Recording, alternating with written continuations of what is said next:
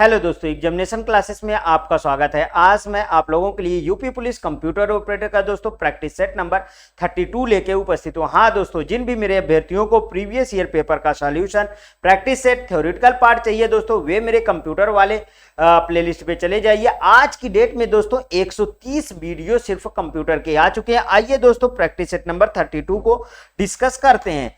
पहला क्वेश्चन है दोस्तों, to view information on the web you must have मतलब वेब पर जानकारी देखने के लिए आपके पास अवश्य होना चाहिए, क्या होना चाहिए? केबल मॉडेम होना चाहिए, वेब ब्राउजर होना चाहिए, डोमेन नेम सर्वर होना चाहिए, हाइपर टेक्स्ट व्यूअर होना चाहिए। तो दोस्तों वेब ब्राउजर होना चाहिए। तो अगर आपको वेब में कोई भी इंफॉर्मेशन देखनी है तो आपके पास वेब ब्राउजर होना अवश्य। वेब ब्राउजर के तहत हम दुनिया की किसी भी चीज को हम देख सकते हैं दोस्तों। जैसे कौन कौन से वेब ब्राउजर है इस समय दोस्तों? गूगल क्रोम है, सबसे पहला लिख लीजिए गूगल क्रोम, मोजिला फायरफॉक्स, क्या है दोस्तों? मोजिला फायरफॉक्स है, ओपेरा मिनी है, ठीक है। यूसी ब्राउजर चाइनीज था दोस्तों, ध्यान दीजिएगा। यूसी ब्राउजर ये कौन सा दोस्तों? ये चाइनीज ब्राउजर है। एक्सप्लोरर है, ये सब आप ध्यान दीजिएगा कि ये सब ब्राउजर हैं जिनके माध्यम से हम वेब पर इंफॉर्मेशन को देख पाते हैं। नेक्स्ट क्वेश्चन पे चलते हैं दोस्तों। हाँ, CDRW मतलब रीड राइटेबल डिस्क। एक CD disc has a faster access than and the internal disk is a form of the optical disk, so it can only be the written once। नहीं दोस्तों, देखिए यहां से एलिमिनेट करना सीखिए। यहां से एक रीड रीटाइबल मतलब एक बार रीड करेंगे फिर राइट उसको कर सकते हैं, ठीक है। Holds less data than a floppy disk, नहीं। Can be the erase and, देखिए can be erased and rewritable मतलब एक बार राइट कर देंगे फिर से उसको हम उड़ा देंगे मतलब डिलीट कर देंगे और फिर से उसको हम राइट कर देंगे। वो है दोस्तों CDRW means compact disc rewritable. इसको क्या बोलते हैं दोस्तों? कॉम्पैक्ट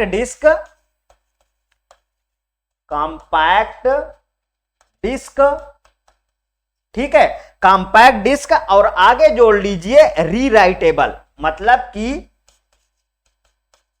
रीराइटेन या रीरिटेन यहां लिखा है लेकिन रीराइटेबल आप जोड़ लीजिए, कोई दिक्कत नहीं, या रीरिटेन भी लिख सकते हो, ठीक है। ठीक समझिए, कॉम्पैक्ट डिस्क रीराइटेबल होता है। ये रीरिटेन मैं इसलिए लिख दिया हूं क्योंकि ये क्वेश्चन में लिखा है, ठीक है, ये आपके ऑप्शन में, नहीं तो आप रीराइटेबल लिख लीजिए। ये लीजिए, अब सही है, ठीक, समझ में आया? मींस कि इसका डी ऑप्शन करेक्ट आएगा, ठीक। Next question, word processing, spreadsheet and photo editing और एग्जांपल ऑफ, कहे कि एग्जांपल है। वर्ड प्रोसेसिंग, स्प्रेडशीट और फोटो एडिटिंग निम्नलिखित के उदाहरण है। ये सब दोस्तों एप्लीकेशन सॉफ्टवेयर है। पहला ही ऑप्शन सही हो गया, ठीक है, लेकिन आगे जरूर देखना है। System software, operating system software, platform software, कौन सा सही है दोस्तों? Application software. अब समझिए दोस्तों, ये एप्लीकेशन सॉफ्टवेयर क्या है? मतलब जो यूजर ओरिएंटेड सॉफ्टवेयर होता है वो एप्लीकेशन सॉफ्टवेयर, जो यूजर के लिए बनाया जाता है वो एप्लीकेशन सॉफ्टवेयर होता है। जैसे इसका एग्जांपल लिखिए, जैसे MS ऑफिस, ठीक है, MS ऑफिस, DBMS, ये सब यूजर ओरिएंटेड हैं, ध्यान दीजिएगा। वहीं पे सिस्टम सॉफ्टवेयर में इसका एग्जांपल लिखिए, जैसे operating system means OS। Antivirus एक ऐसा है जो सिस्टम सॉफ्टवेयर और एप्लीकेशन सॉफ्टवेयर दोनों में आ सकता है। लेकिन दोस्तों जब आए क्वेश्चन एंटीवायरस का तो आप सिस्टम सॉफ्टवेयर प्रीफर करिएगा, ये अभी से बता दे रहा हूं, ठीक है। इसके पहले इस तरीके के क्वेश्चन कंट्राडिक्ट में फंस चुके हैं, इसलिए मैं याद दिलाता हूं कि अगर एंटीवायरस कहीं पे भी आए, एंटीवायरस आ जाए तो इसको पहले आप सिस्टम सॉफ्टवेयर में प्रीफर करिएगा, फिर देन एप्लीकेशन सॉफ्टवेयर दूसरे नंबर, मतलब पहला प्रायोरिटी और दूसरी प्रायोरिटी, ध्यान रखिएगा, ठीक है। Next question, the first network that the planted the seeds of internet was. Internet का बीज बोने वाला पहला नेटवर्क कौन था? अर्पानेट पहला ही मिल गया है।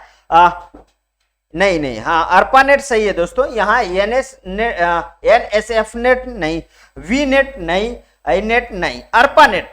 अर्पानेट का फुल फॉर्म लिख लीजिए, advance research project agency network. Advance research project agency network.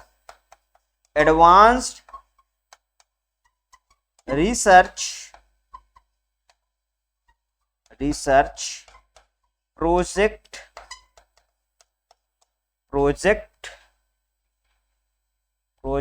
Agency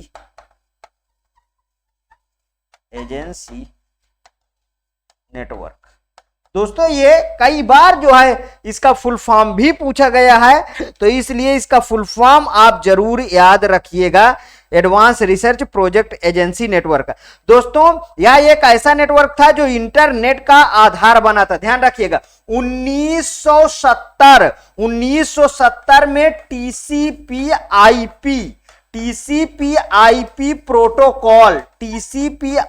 protocol की मदद से नेटवर्क के साइज को इंक्रीज किया गया था। ध्यान रखिएगा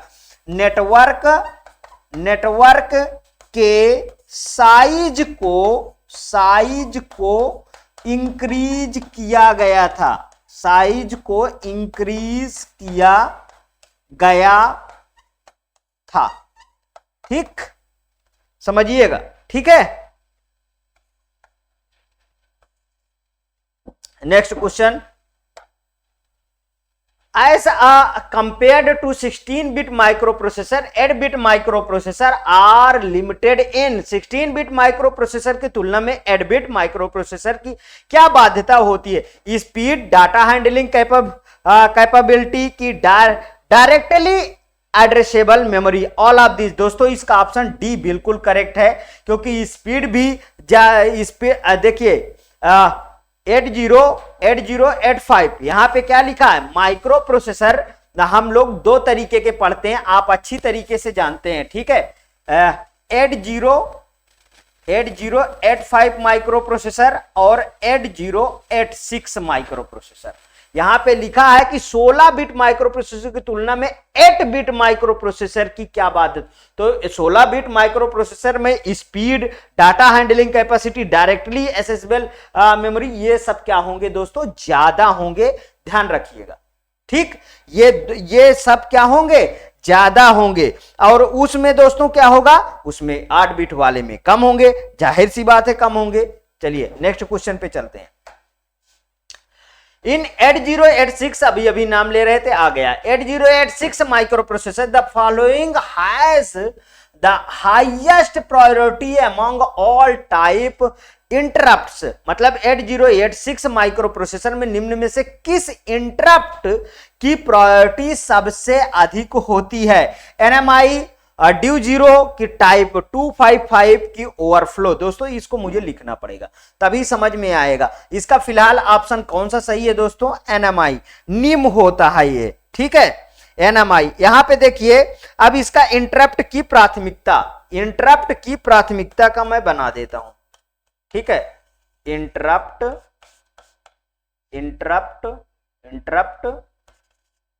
की प्राथमिकता या प्रायोरिटी आप डाल दीजिए। ठीक है, प्राथमिकता। ठीक, इंटरप्ट की प्राथमिकता कैसे क्या होगा? देखिए पहले नंबर पे मैं क्या डाल देता हूं? Hardware interrupt.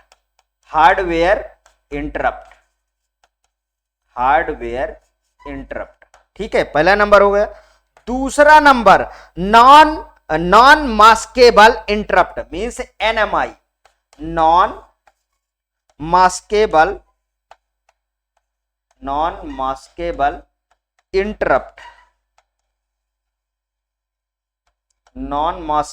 इंटरप्ट। तीसरा नंबर सॉफ्टवेयर इंटरप्ट।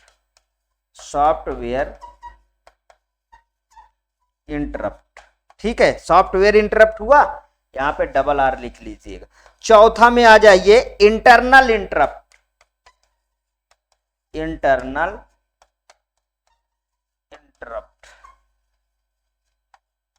ठीक है, 5वां पे लिख लीजिए आप रीसेट।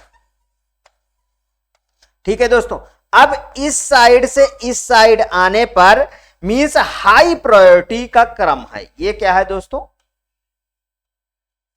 High priority. ठीक है, हाई प्रायोरिटी का क्रम है, समझ लीजिए। ये आपके सामने मैंने चार्ट बना लिया जिसमें NIM means non maskable interrupt की प्राथमिकता देखिए सर्वाधिक है। ठीक, यहां पे देख लीजिए जो किस पे है, ये यहां पे लिखा हुआ। अब आगे बढ़े दोस्तों, next question. Microprocessor 8085 can the address location up to 32K 128K 64K 1 million. दोस्तों इसका ऑप्शन बिल्कुल करेक्ट है, 64K होता है। इसको भी देखिए, मैं कुछ चीजें बता देता हूं। 8085 माइक्रो प्रोसेसर मीन्स हम इसको म्यूपी भी कहते हैं। ठीक है दोस्तों, माइक्रो प्रोसेसर को हम क्या बोलते हैं? म्यूपी में 64 के एड्रेस लोकेशन होता है। 64 के एड्रेस लोकेशन होता है। वहीं पे 80 और समझिए, और इसमें कितने बिट का एड्रेस बस होता है? वो होता है दोस्तों 16 बिट। 8085 माइक्रो प्रोसेसर में 16 बिट का एड्रेस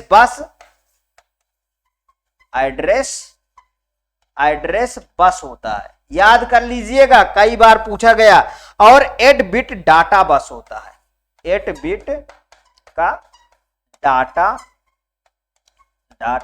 बस होता है। समझ में आया? तो एड्रेस के स्थानों की संख्या कितनी होगी?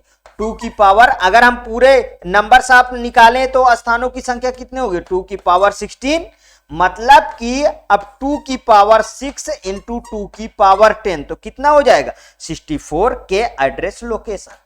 64 के एड्रेस लोकेशन। समझ में आया दोस्तों? 64 के एड्रेस लोकेशन कैसे आया? एक स्क्रीनशॉट बनता है, ले लीजिए। ठीक है, next question. The difference between the memory and storage is that the memory is and storage is. Memory और स्टोरेज में यह अंतर होता है कि मेमोरी क्या होती है? टेम्परेरी होती है, यहीं से पता चल जाता है। स्टोरेज क्या होता है? परमानेंट होता है। ये टेम्परेरी होगी दोस्तों, और ये परमानेंट स्टोरेज होता। जाहिर सी बात है, ऑप्शन में देखिए टेम्परेरी परमानेंट, पहला ही ऑप्शन सही है। ठीक है, परमानेंट टेम्परेरी बिल्कुल नहीं, स्लो फास्ट बिल्कुल नहीं, नन ऑफ दिस नहीं।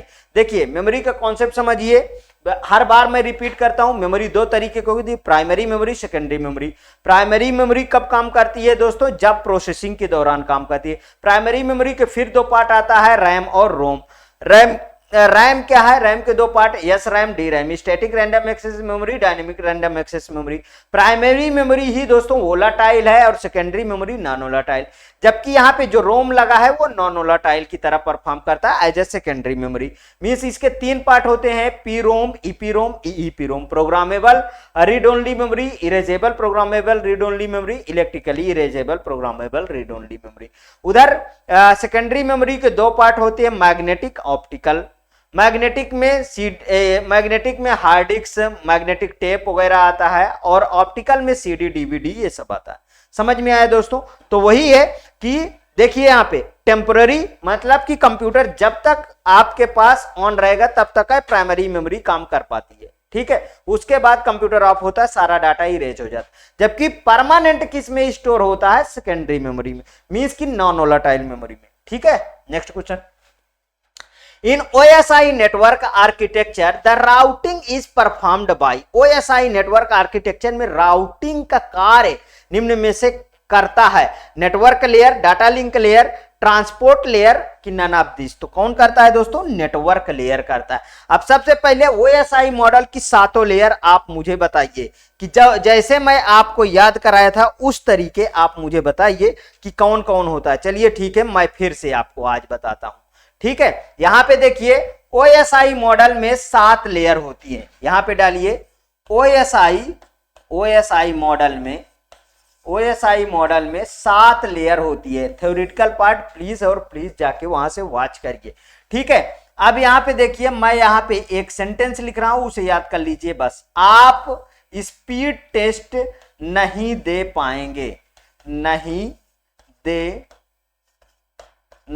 दे पाएंगे, ठीक है। ये देखिए यहां से क्या आया, P निकल के आया, यहां से क्या निकल के आया, D निकल के आया, यहां से N निकल के आया, और यहां से T निकल के आया, और यहां से S निकल के आया, और यहां से P निकल के आया, और यहां से A निकल के आया, ठीक है। समझ में आया?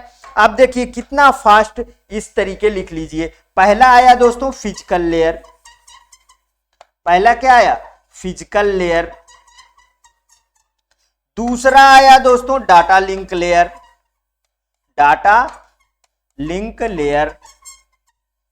तीसरा आया दोस्तों यहां पे नेटवर्क लेयर, तीसरा आया क्या, नेटवर्क लेयर। चौथा आया ट्रांसपोर्ट लेयर, ट्रांसपोर्ट लेयर, ठीक है। पांचवा आया दोस्तों सेशन लेयर,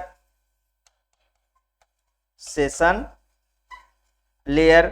छठा आया प्रेजेंटेशन लेयर,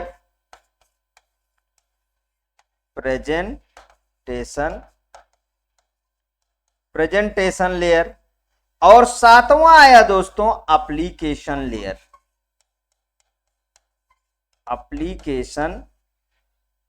एप्लीकेशन लेयर। समझ में आया?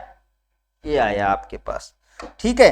अब यहां पे आ जाइए, ये नीचे की जो 2 लेयर हैं दोस्तों इसे कहते हैं, नीचे की जो 2 लेयर हैं इसे कहते हैं लोअर लेयर। इधर मैं लिखे दे रहा हूं, इसे क्या बोलते हैं, लोअर लेयर बोलते हैं, ठीक है। ऊपर की 2-3 लेयर जो हैं इसे बोलते हैं अपर लेयर। क्या बोलते हैं दोस्तों,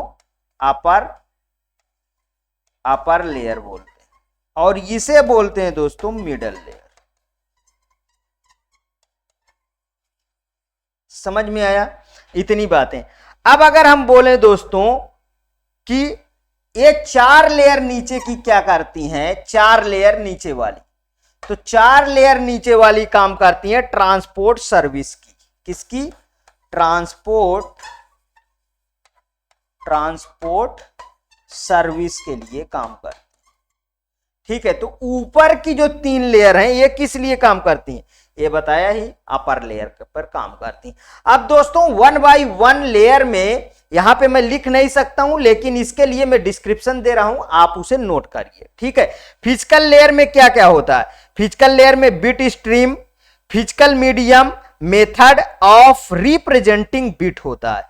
डाटा लिंक लेयर में दोस्तों error detection, flow control on physical link होता है। नेटवर्क लेयर में नेटवर्क एड्रेसिंग, राउटिंग और स्विचिंग होता है। ट्रांसपोर्ट लेयर में end to end error control होता है। सेशन लेयर में ऑथेंटिकेशन, परमिशन, सेशन रिस्टोरेशन होता है। प्रेजेंटेशन लेयर में दोस्तों coding into first and zero, मतलब once and zeros, encryption, compression होता है। और एप्लीकेशन लेयर में दोस्तों message format, human machine interface होता है। अब समझ में आया दोस्तों कि क्या होता है, सबको मैंने डिटेल दे दिया है यहाँ पे, ठीक है। अब आ जाइए क्वेश्चन में, क्या क्या काम करता है OSI नेटवर्क आर्किटेक्चर में, राउटिंग का काम कौन करता है, नेटवर्क लेयर करता है, ठीक है। Next question, the parity bit is added for, parity bit को निम्न में से किस लिए प्रयुक्त किया जाता है, डाटा इनकोडिंग के लिए, एरर डिटेक्शन की, डाटा इनकोडिंग के, डाटा इनकोडिंग 2 बार है, देखिए यहां पे डाटा इनकोडिंग, ये प्रिंटिंग मिस्टेक है, ठीक है, ठीक। डाटा इनकोडिंग और इंडेक्सिंग, तो दोस्तों इसका जो करेक्ट ऑप्शन होगा वो हमको मिल गया, और हमको क्या करना है, ठीक है। कौन सा सही है, एरर डिटेक्शन के लिए होता है। इसमें थोड़ी सी बातें मैं बताऊंगा, आप इसमें भी समझिएगा। देखिए चेक बिट के नाम से भी जानते हैं इसे, पैरिटी बिट को हम चेक बिट के नाम से भी जानते हैं, नोट करते रहिए हर एक चीज। पैरिटी जो बिट है उसे हम चेक बिट के नाम से भी जानते हैं। चेक बिट के नाम से भी हम इसे जानते हैं। यह एक ऐसी बिट होती है जो बिट स्ट्रीम में ऐड की जाती है। किस में ऐड की जाती है? बिट स्ट्रीम में। बिट स्ट्रीम में इसे ऐड किया जाता है, जो यह प्रदर्शित करता है कि 1 की संख्या सम है या विषम है। पैरिटी बिट का प्रयोग एरर डिटेक्शन में किया जाता है। ठीक है, इसमें ऐड किया जाता है और इसका प्रयोग किस में किया जाता है? इसका प्रयोग जो है एरर डिटेक्शन में किया जाता है। किस में किया जाता है? पैरिटी बिट का प्रयोग जो है एरर डिटेक्शन में किया जाता है। पैरिटी बिट का प्रयोग एरर डिटेक्शन में किया जाता है। समझ में आया दोस्तों? आगे बढ़ता हूं। ठीक, next question. Mnemonic code are used. Mnemonic code का प्रयोग करते हैं to denote address, to employ Hamming code. Hamming code को लागू करने के लिए नहीं दोस्तों, ये दोनों तो नहीं है। To denote errors, to assist human memory. दोस्तों इसका डी ऑप्शन सही होगा। यही डी ऑप्शन ही इसका दोस्तों करेक्ट है। ठीक है, next question. After the completing the execution the microprocessor returns to. निष्पादन प्रक्रिया पूर्ण करने के पश्चात माइक्रो प्रोसेसर लौटाता है। क्या लौटाता है? हाल्ट स्टेट, फेच स्टेट, यही सही है दोस्तों, फेच स्टेट होना चाहिए। एग्जीक्यूट स्टेट की इंटरप्ट स्टेट, फेच स्टेट जो है वो लौटाता है। इस ऑपरेशन में माइक्रो प्रोसेसर इंस्ट्रक्शन के प्रथम बाइट के एड्रेस एक कंट्रोलर सिग्नल के साथ एड्रेस बस पर ले जाता है तथा मेमोरी लोकेशन में इंस्ट्रक्शन को क्या करता है दोस्तों? वो पढ़ता है, रीड करता है। ध्यान रखिएगा, पढ़ता और रीड करता है। Next, integration of the multiple related files form आ। विविध संबंध फाइलों के संयोजन से बनता है। रिकॉर्ड बनता है, फील्ड बनता है, डाटाबेस बनता है। करेक्ट है, बिल्कुल सिंपल सा क्वेश्चन है दोस्तों। ठीक है, क्या बनेगा? डाटाबेस बनेगा। समझ में आया कि नहीं आया? डाटाबेस ही बनेगा। ठीक, next question. The relational data models represents the database as a collection of। Relational data model database के इनमें से किसके संग्रह समूह के रूप में प्रदर्शित करता है? टेबल्स, ट्रीज, नोट्स की नन ऑफ दिस। देखिए दोस्तों, डाटाबेस आएगा कभी भी तो टेबल्स आएगा। देखिए, ट्रीज से कोई मतलब ही नहीं, ये डीएस में होता है। नोट से कोई मतलब नहीं, ये डीएस में होता है। ठीक है, थोड़ा एलिमिनेट करना भी सीखिए। साफ साफ लिख रहा है the relational data models represents the database as a collection of table. यहाँ पे टेबल डाल के देखिए ना, देखिए शुद्ध बैठ रहा है कि नहीं बैठ रहा है? फिलर्स में बिल्कुल शुद्ध बैठ रहा है। ठीक, तो कुछ बताने की भी इसमें ज्यादा आवश्यकता नहीं है।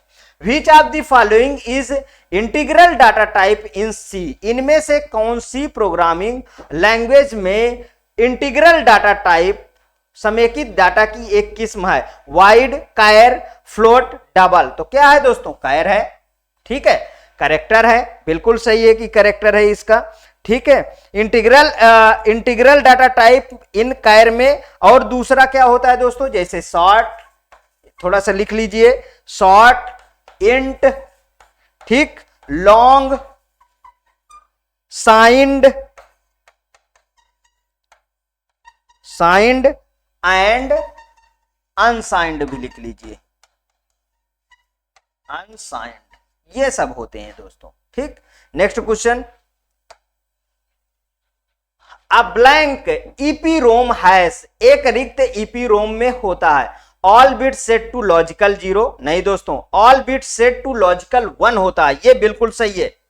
ठीक है, all bit set to logical 1 होता है। Half the total number of the bit set to 0 and remaining half to logical. नहीं, ये क्या है? इधर ए और बी नहीं। देखिए, अब ईपी रोम क्या है? सबसे पहले इसका फुल फॉर्म जान लीजिए। मैं बताता हूं हर बार। रोम के कितने टाइप होते हैं? 3 टाइप। कौन कौन से? P ROM, programmable read only memory, EP ROM, erasable programmable read only memory, और ईईपी रोम। ठीक है, EEP ROM, electrically erasable programmable read only memory. ROM किसका पार्ट है? रैम का, प्राइमरी मेमोरी के दो पार्ट, रैम और रोम। रैम के फिर से दो पार्ट होते हैं, स्टैटिक रैम और डायनेमिक रैम। उधर रोम के तीन पार्ट होते हैं, ये है दोस्तों पी रोम, ईपी रोम और ईईपी रोम होता है। ठीक है दोस्तों, इसका ये option all bit set to logical 1 होता है, बिल्कुल करेक्ट है। हाँ, ये क्वेश्चन बहुत अच्छा है दोस्तों। 11001 10011 111001 correspondent to the two's complement. अरे बिल्कुल सिंपल दोस्तों, एक मेरा स्टूडेंट भी टूज कंप्लीमेंट की बड़ी डिमांड किए थे दोस्तों। टूज कंप्लीमेंट में ऑलरेडी कवर कर चुका हूं। Representation of the which one of the following sets of the number. यहां देखिए ये सब क्या लिखा है, ये नहीं समझ में आता है, अब समझिए इसको। देखिए यहां मैं आपको बिल्कुल इसको सबको फाइंड करके बताता हूं। 25 9 57 -6 -6 ये सब 7 7 7, यही दोस्तों सही होगा, ये वाला पक्का बता रहा हूं। इधर देखिए 111 को चेंज करिए, 111 को चेंज करिए, 11001 पहला वाला अभी मैंने उठाया, इसको जब मैं चेंज कर दूंगा तो ये दोस्तों फर्स्ट कंप्लीमेंट निकल आएगा। फर्स्ट कंप्लीमेंट इसका जब निकल आएगा तो ये इसको जस्ट बदल दीजिए आप, मतलब इसका क्या बन गया 00110। जहां पे 0 होगा वहां पे 0 कर दीजिए, जहां पे 1 होगा 1 1 इसमें ऐड कर दीजिए तो ये बन जाएगा टूज कंप्लीमेंट। देखिए 1 और ये 0, ये बन गया दोस्तों टूज कंप्लीमेंट। ये सेकंड कंप्लीमेंट बन गया, ये देखिए बन के आ गया। ये कितने का? 7। एक निकाल लिया, दूसरा आ जाइए, दूसरे को निकाल के दिखाता हूं। ठीक है दोस्तों, दूसरा भी वही आएगा। यहां पे देखिए 00, यहां पे 00, 7 7 7। कौन सा ऑप्शन सही? निकाला भी नहीं, फिर भी बता दीजिए कि 7 7 7 यही सही होगा। ठीक है, अभी निकाल के दिखाता हूं फिर आपको। ठीक, यहां पे आ जाइए, इसके नीचे 1001 है ना, यहां पे आ जाइए। दूसरा वाला 1001 है, इसका जब फर्स्ट कंप्लीमेंट निकालिए, फर्स्ट कंप्लीमेंट इसको 0110 हो गया। ठीक है, अब इसमें 1 जोड़ दीजिए, इसमें 1 जोड़ दीजिए, इसका टूज कंप्लीमेंट निकाल लेते हैं। ठीक है, 111, ये देखिए 0, एक आ गया इसका सेकंड कंप्लीमेंट, मतलब टूज कंप्लीमेंट। देखिए ए भी क्या है, ए भी तो 7 है। एक तीसरा वाला का भी ले आइए, तीसरा वाला क्या था, ये हो गया ना ओवर, इसको ले आइए 111001। ठीक है दोस्तों, इसका अब फर्स्ट कंप्लीमेंट निकालिए। फर्स्ट कंप्लीमेंट इसका निकालिए 000110। ठीक है, अब इसका टूज कंप्लीमेंट निकालिए। इसका क्या निकालना है? टूज कंप्लीमेंट, मतलब 1 ऐड कर देना है आपको, तो ये आएगा इसका सेकंड कंप्लीमेंट, इसका सेकंड कंप्लीमेंट। ठीक है, इसमें ऐड कर दीजिए 111, आ गया, ये आ गया देखिए 7। समझ में आया कि नहीं आया? आज फर्स्ट कंप्लीमेंट सेकंड कंप्लीमेंट दोनों अच्छे से सीख लिए एक ही क्वेश्चन में, कभी भी आएगा, कभी कंफ्यूजन नहीं क्रिएट होना चाहिए। ठीक है, और इस तरीके के क्वेश्चन को 30 सेकंड से ज्यादा टाइम भी नहीं दीजिएगा। ठीक, next question, which byte and the instruction is the loaded into IR register. ठीक है, एक निर्देश का कौन सा बाइट IR रजिस्टर में लोड होता है? लास्ट, फर्स्ट कि बोथ ऑफ एबव कि नन ऑफ द एबव। तो दोस्तों इसका ऑप्शन जो सही होगा वो कौन सा सही होगा? सेकंड वाला। ठीक है, फर्स्ट ऐड होता है, ध्यान रखिएगा। कौन ऐड होता है दोस्तों? फर्स्ट ऐड होता है। देखिए एक निर्देश का फर्स्ट बाइट IR रजिस्टर में लोड होता है। IR means index into register. IR क्या है दोस्तों? Index into register. इसको थोड़ा छोटा करिए, इंडेक्स इनटू रजिस्टर। ठीक है, इंडेक्स इनटू रजिस्टर। ठीक, इनमें किसी इंस्ट्रक्शन को सुधारने के लिए शब्द होते हैं, इनके द्वारा पतों में परिवर्तन किया जा सकता है तथा यह एड्रेस के समूहों को क्रमबद्ध करना रहता है। ठीक है, समझ में आया? नेक्स्ट क्वेश्चन पे चलिए। UPS, ठीक है, अनइंटरप्ट पावर सप्लाई, इसका पहले फुल फॉर्म लिखिए। ठीक है, uninterrupt interrupt uninterrupt power supply,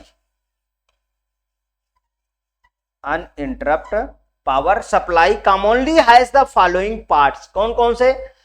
rectifiers, inverter की static switch, which of the following is true. सामान्यतः एक यूपीएस के भाग होते हैं, रेक्टिफायर भी दोस्तों होता है, इन्वर्टर भी होता है और स्टैटिक स्विच भी होता है। अब नीचे ऑप्शन में आइए क्या लिखा है वहां देखते हैं। ओनली फर्स्ट, बिल्कुल मेरे अकॉर्डिंग गलत। ओनली फर्स्ट एंड सेकंड, बिल्कुल गलत। Only first second and third, मिल गए दोस्तों, तीसरा ऑप्शन करेक्ट है। ठीक है, ओनली सेकंड एंड थर्ड नहीं, ये नहीं, ठीक, तीनों होते हैं। आज के सेशन का last question, what is the name of the memory buffer used to accommodate a speed differential. गति भेद को समायोजित करने के लिए प्रयुक्त बफर का क्या कहते हैं? कैच, स्टैक पॉइंटर, एक्यूमुलेटर की डिस्क कहते हैं दोस्तों, कैच कहते हैं। उसमें क्या है? ठीक, मेमोरी बफर को use to accommodate a speed difference. देखिए दोस्तों, कैच का मेनली प्रयोग क्या होता है? स्पीड को बढ़ाने के लिए। समझिए, किसको बढ़ाने के लिए दोस्तों? स्पीड को इंक्रीज करने के लिए, स्पीड को इंक्रीज करने के लिए। ठीक है, मैं आपको बताता था इसमें 3 लेयर होती हैं, L1, L2, L3। ध्यान दीजिएगा, बार बार प्रयागराज किसी सेंटेंस में आपके यूज होता है तो वो L1 में स्टोर हो जाता है, लखनऊ उससे कम यूज होता है L2 में स्टोर हो जाएगा, दिल्ली उससे कम यूज होता है तो L3 में स्टोर कर लेगा। कैच दोस्तों बीच में लगा रहता है। ठीक है, और वो काम क्या करता है? जैसे ही प्रयागराज आपने वर्ड को टाइप करने की कोशिश ही किया, तुरंत आपके सामने लाके रख देता। डाटा स्टोर कहां होता है? एसएसडी या हार्ड डिस्क में। वहां से कंप्यूटर को क्या करना पड़ता है? रैम में लाना पड़ता, मींस की प्रोसेस करने के लिए प्राइमरी मेमोरी में आना पड़ता। तो दोस्तों जो कैच मेमोरी अपने पास कोई चीज ले लेता है और उसको तुरंत प्रोवाइड कर देगा, बताओ कंप्यूटर की स्पीड बढ़ेगी कि घटेगी? बढ़ेगी ना? बोलिए हाँ, बढ़ेगी। दोस्तों ऐसे ही पढ़ने में मजा आएगा। प्लीज मैं यही एक रिक्वेस्ट करता हूं दोस्तों, इंटरेस्ट बना के पढ़िए कभी भी। ये बहुत सिंपल सा पेपर होता है दोस्तों। आप, मैं जितने भी मेरे स्टूडेंट हैं, मैं ये कॉन्फिडेंस के साथ कह सकता हूं दोस्तों कि अच्छे तरीके से यदि पढ़ेंगे तो प्री जरूर निकाल लेंगे, गारंटी देता हूं। हाँ दोस्तों, यदि आपको ये मेरा पसंद आए वीडियो तो प्लीज और प्लीज मेरे एग्जामिनेशन चैनल को आप सब्सक्राइब करिए, मेरा वीडियो लाइक करिए, ज्यादा से ज्यादा दोस्तों से। हाँ, अपनी प्रतिक्रिया कमेंट बॉक्स में जरूर प्रस्तुत कीजिएगा दोस्तों। ये फ्री इनिशिएटिव क्लास सिर्फ आपके कमेंट ओरिएंटेड क्लास में चलाता हूं। ओके दोस्तों, थैंक यू।